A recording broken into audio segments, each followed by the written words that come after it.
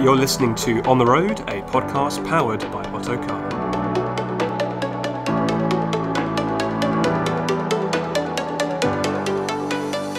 And you guys, or ViaVan, joined the market. Was it last summer or before? April. It was April. Okay, I last year. I was close. Yeah. And how has it been so far? Has it been an exciting journey for you guys? It has been a very exciting journey. So I think, honestly, another kind of key reason we entered the London market, and I think a key reason we saw London as a huge opportunity, was that there wasn't really an alternative for drivers. I think when we launched, drivers are like, oh, well, I drive this one company. And I was like, well, you don't understand. In every other city globally, most drivers have the ability to drive with multiple companies. And what that results in is, better pay for drivers, better options for drivers. And I think, when you're the only player in the market, you sometimes take drivers for granted and you don't necessarily always treat them that well.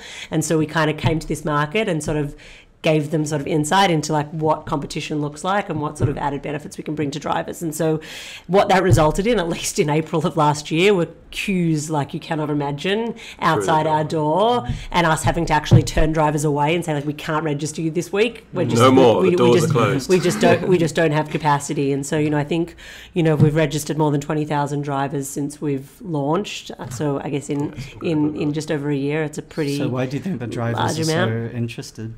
I think we offer something that I think a lot of our competitors don't. First off, we offer industry low commission rates. Our service fee is only 15%, which, and if you take a shared ride, that, we reimburse an additional 5%. And so obviously that's something that's incredibly competitive.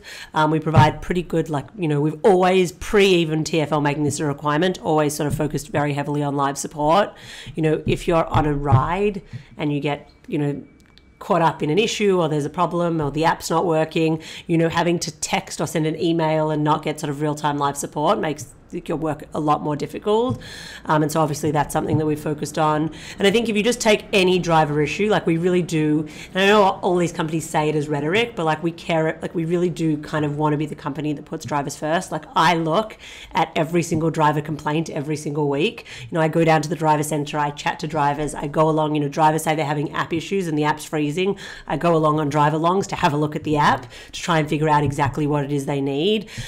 People are like, oh, what do drivers want? I was they want a go home button. I've spoken to enough drivers and that's what they want. And is this the one where maybe on their last trip they can choose a job that's kind of going in the direction of their homes? Exactly. Right? But I've spoken to enough drivers that people don't they're like, well, what about if we could give them faster uploads or faster screens? I was like, I'm telling you, I've spoken to every single, every driver I speak to, I ask what it is that you want. And it's interesting, we have a very, very clear sense of the product pipeline, what's prioritized for drivers. And I think, as that kind of comes through, drivers start to appreciate that there are companies that care sort of more about them. I think the other sort of unique things that have kind of caused, I think, us to kind of increase our driver pool and have drivers really want to drive with us. One is we're one of the few companies that offer hourly rates. And so obviously as a driver, you're relatively concerned about the consistency of your income. One of the ways that we can help to rectify that is that we can't necessarily guarantee you rides. We don't know where the demand is going to come, but what we can say is that, hey, if you drive with us between these hours, we will pay you this hourly rate. And it takes away the stress of the unknown. Yeah, it's like a guarantee, right? Exactly. And so you might not, it might not be, you may get an amazing day of 100 trips, and that might be your best day ever, and that might not be as good as our hourly rate.